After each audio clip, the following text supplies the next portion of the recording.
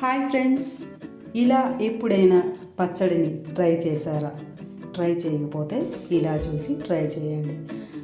Hi friends, welcome to our channel Lakshmi Akshaya. ఇప్పుడు recipe ప్రిపేర్లోకి అయితే వెళ్ళిపోదాం. ముందుగా నా ఛానల్ ఎవరైతే సబ్స్క్రైబ్ చేసుకోవాలో సబ్స్క్రైబ్ చేసుకోండి. ఓకేనా ఫ్రెండ్స్?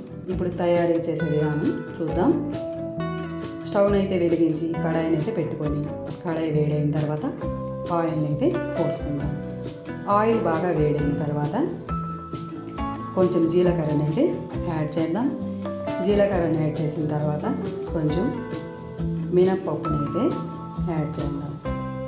మినప్పప్పు యాడ్ చేసిన తర్వాత అది కొంచెం వేగిన తర్వాత కొంచెం ఆవాలను అయితే యాడ్ చేద్దాం. ఆవాలు వేసిన తర్వాత సరిపడా ఎవరికి ఎంత టేస్టీ కావాలంటే అంత శనగపప్పుని అయితే వేసుకోవచ్చండి. శనగపప్పు కొంచెం ఎక్కువ వేసినా చాలా టేస్టీ అయితే వస్తుంది. నేను ఈ పీసెస్కి తగినట్టుగా శనగపప్పుని అయితే యాడ్ చేస్తున్నాను. శనగపప్పుని అయితే యాడ్ చేసి కొంచెం బాగా వేయించుకోవాలి. వేయించుకున్న తర్వాత కొంచెం కరివేపాకుని అయితే యాడ్ చేయాలి. నెక్స్ట్ 2 ఎండుమిర్చిని అయితే యాడ్ చేసుకోవాలి.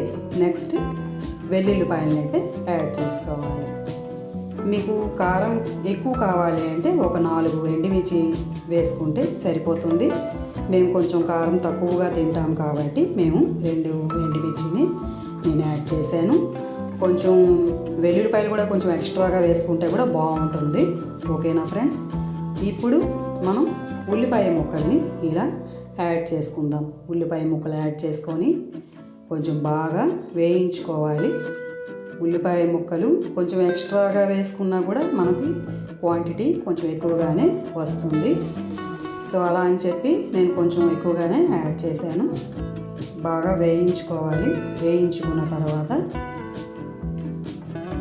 చూస్తున్నారు కదా, ఒక సైడ్ నుంచి మనం ఇలాగా ఆ ఆయిల్ అంతా ఆ ముక్కలకి పట్టేలా మనం బాగా వేయించుకోవాలి.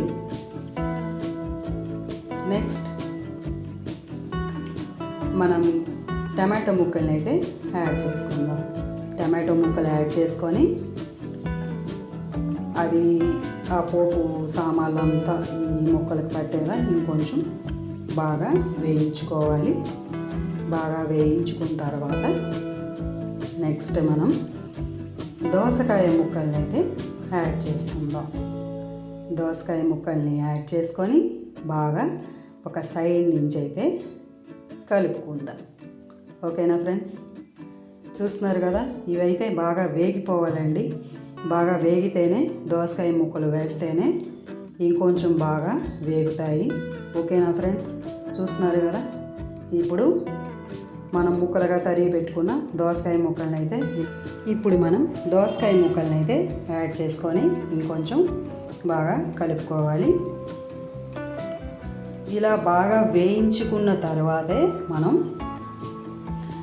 కడాయిని అయితే కిందికి దించుకొని కొంచెం చల్లారనివ్వాలి. చూస్తున్నారు కదా, ఆ పచ్చి వాసన అంతా పోయేలా వరకు మనం ఈ దోసకాయ ముక్కల్ని బాగా ఇలా వేయించుకోవాలి. ఆ టమాటో ముక్కలు, నెక్స్ట్ ఉల్లిపాయ ముక్కలు, దోసకాయ ముక్కలు ఇవన్నీ బాగా వేగిపోవాలండి. బాగా వేగిపోతేనే మీకు పచ్చడి చాలా రుచిగా అయితే వస్తుంది. ఈ పచ్చడి ఏంటంటే మనం దోశల్లోకి, ఇడ్లీలోకి, రైస్లోకి ఇవి మనం యూజ్ చేసుకొని బాగా ఆ టేస్టీయే వేరే లెవెల్. మనం వేడి వేడి రైస్లో మనం కలుపుకొని తింటే చాలా బాగుంటుంది. ఇడ్లీలో కూడా ఈ పచ్చడి చాలా బాగుంటుంది. నెక్స్ట్ దోశల్లో కూడా చాలా బాగుంటుంది. ఒక్కసారి ఇలా ట్రై చేయండి. చూస్తున్నారు కదా, ఆ నూనెలోని బాగా ఆ ముక్కలు ఇలా బాగా వేయించుకోవాలి. కొంచెం టైం అయితే పడుతుంది. ఓకేనా ఫ్రెండ్స్? బాగా వేయించుకున్న తర్వాతే మనం కడాయి కిందకి దించి చల్లారిన తర్వాత మిక్సీ పట్టుకోవాలి. నెక్స్ట్ మీకు ఈ పచ్చడి చేసిన తర్వాత మిక్సీ పట్టుకున్న తర్వాత మీకు తాలింపు ఎక్స్ట్రా కావాలి అనుకుంటే మీరు సపరేట్గా కూడా మీరు తాలింపు అయితే పెట్టుకోవచ్చు. బట్ నేనైతే అలా తాలింపునైతే పెట్టుకోలేదు. నేను ఆల్రెడీ పెట్టేసాను, తాలింపులోనే పెట్టేసి ఇవన్నీ వేయించాను కాబట్టి నేను వేరేగా తాలింపు అయితే వేసి వేయలేదు. మీకు కావాలి అనుకుంటే కరివేపాకు, ఇంకో 2 ఎండుమిర్చి, నెక్స్ట్ కొంచెం ఆవాలు, మినప్పప్పు ఇవన్నీ వేసి ఇంకోసారి పచ్చడి మీద వేస్తే బాగుంటుంది. నెక్స్ట్ మనం మిక్సీ పట్టుకోవాలి. మిక్సీ పట్టుకున్న తర్వాత పచ్చడి అయితే ఇలా ప్రిపేర్ అవుతుంది. మీకు కనుక ఈ వీడియో నచ్చినట్లయితే నా వీడియోని లైక్ చేయండి, షేర్ చేయండి. నా ఛానల్ని సబ్స్క్రైబ్ చేసుకోవడం మాత్రం మర్చిపోవద్దు. ఇంకో కొత్త రెసిపీతో మీ ముందు ఉంటాను.